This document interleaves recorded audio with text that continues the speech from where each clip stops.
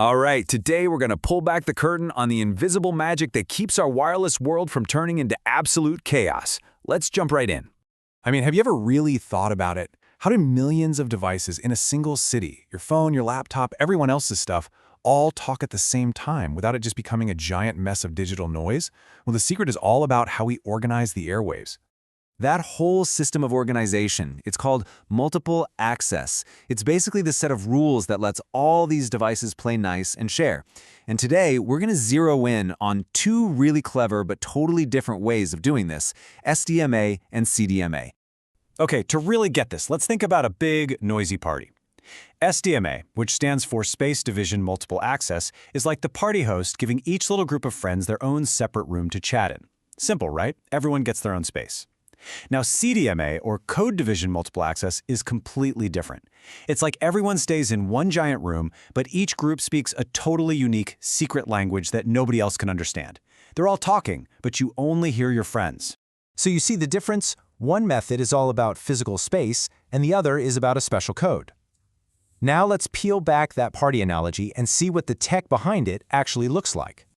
Okay, so this is where our analogy gets real. For SDMA, it's literally all about your physical location. It uses these really smart directional antennas to basically aim a signal right at you. But CDMA, totally different approach. It puts everyone on the same frequency, but gives each person a unique digital key or code to keep their conversations private.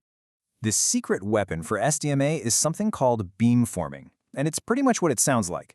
Instead of just blasting a signal out in every direction hoping you'll catch it, the antenna forms a narrow, focused beam. Think of it like a spotlight that follows you around. That's how it creates those separate rooms from our party. And the magic behind CDMA? It's all in these things called orthogonal codes. Now, that sounds complicated, but just think of them as perfectly designed secret languages. They're mathematically built so they don't interfere with each other at all. So when your phone gets hit with a bunch of different signals, it just uses its special code to pick out the one meant for you, and everything else just fades away into background noise. Pretty cool, right? So, what does this mean for performance? Well, with SDMA, how many people you can serve really depends on how good you are at aiming those little beams of signal. The better the aim, the more people you can fit. With CDMA, you can pile a lot of users onto the same frequency, but there's a catch. The more people you add, the louder that background noise gets, and eventually that can slow things down. So you've got two different ways of dealing with interference. One tries to avoid it completely by creating space, and the other just filters it out with math. And as you've probably guessed, neither one of these is the perfect solution. They each have their own pros and cons, which means engineers have to make a choice. What's the right tool for this specific job? Let's break down those trade-offs. The big win for SDMA is huge capacity because of something called spatial reuse.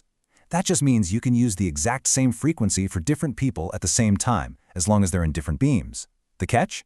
You need those fancy, complicated smart antennas to do it.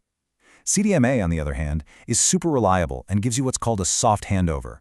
That's that seamless feeling when you're on a car in a car and your phone switches towers without you even noticing. The downside is that the hardware is pretty complex, and again, it can get a little overwhelmed if too many people jump on at once.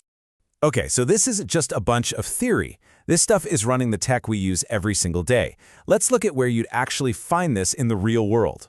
So SDMA, it's a huge deal in the tech you're using right now. It's a cornerstone of modern Wi-Fi and especially 5G.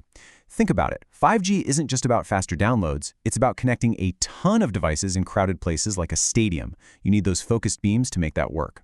Now, CDMA, it was really the rock star of the 3G era. It basically paved the way for the mobile internet as we know it, and you even saw some of it in early 4G. All right, so if you're going to remember one thing from all this, make it this. SDMA cares about where you are. It organizes everything by location. CDMA, on the other hand, cares about what language you speak. It organizes everything with a code. One is all about physical space, the other is about, well, a kind of mathematical space. And that really leaves us with a pretty big question for the future, doesn't it? As our world gets more and more crowded with connected devices, what's going to be more important? Getting better at finding more space with pinpoint-accurate beams like SDMA, or creating even smarter codes like CDMA did? It's a really interesting thought for the next time you're just trying to connect to a crowded Wi-Fi network. Thanks for joining me on this one.